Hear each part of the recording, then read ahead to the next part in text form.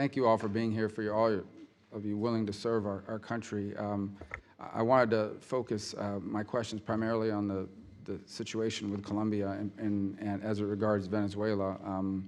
Yeah, I think of all the places we're talking about today, it's the most urgent and before us at this moment has the highest national urgency for our national interest. Mr. Ambassador Goldberg, it is impossible to separate the challenges and the work that we do with Colombia from the conflict in Venezuela. That would be an accurate assessment. Yes, it is. And I think most people are not aware that the elements that threaten the state in Colombia and that are most responsible in many ways for the trafficking of billions of dollars of drugs into the United States, Europe, and around the world operate openly and with impunity, and in fact with the support and cooperation of the Maduro regime just across the Colombian-Venezuelan border, right?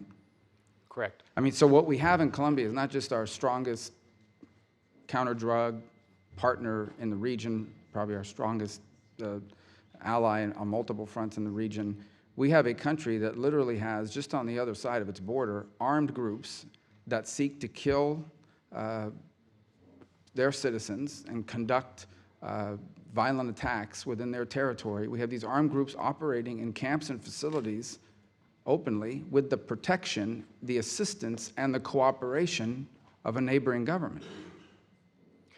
Largely correct.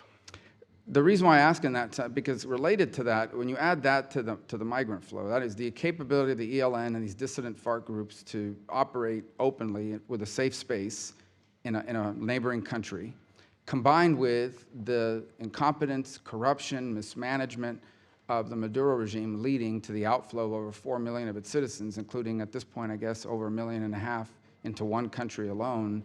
The combination of these two things, and I think you've alluded to this already, both in your opening statement and in your answer to several questions, are placing almost an existential challenge to all of the progress that's been made in Colombia and potentially to the ability of the state long term.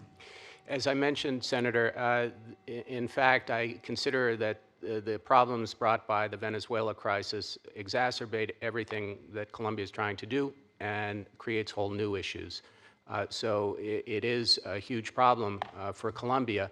I would just add that some of the dissident FARC are also in Colombian territory, and of course are also involved in some of the drug trade and have returned to that business. Right, but at least when it comes to, those groups are dangerous as well, but at least when it comes to the groups that are in Colombian territory, the Colombians can get to them and can conduct operations against them. Right. They basically can't do anything without going to war. That's right.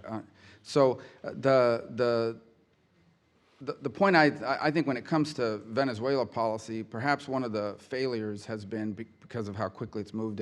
I don't think we have done a good enough job of explaining to the American people why it is in our national interest to care about it, beyond the fact that we support democracy and the suffering of the people there, but why does it matter to America?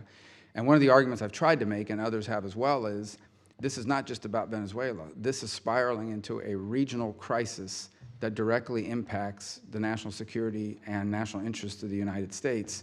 And I would ask, because you have expertise in this part of the world and are going to be serving our country, hopefully, from Colombia, what would our war, or what would our efforts against the flow of drugs into the United States look like if we did not have a strong partner in Colombia with the capability and the resources that they need to help us confront those challenges?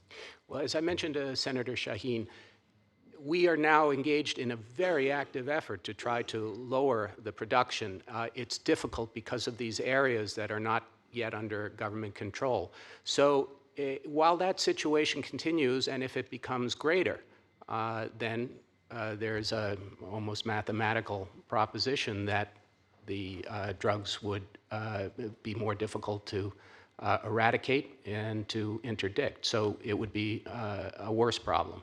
Yeah, I think the Colombians deserve a tremendous amount of credit for all they've done to receive these people who have come across the border, suffering people that are scared.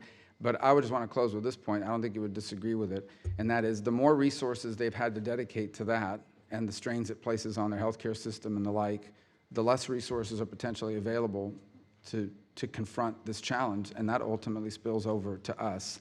And so I just don't want us to underestimate what is going to happen to Colombia. I know you do not. In the years to come, in the months to come, if the situation in Venezuela continues on the trajectory that it's on now, the situation in Venezuela poses a direct threat, not just to Colombia, but ultimately to U.S. national interests in the region. I agree. Thank you.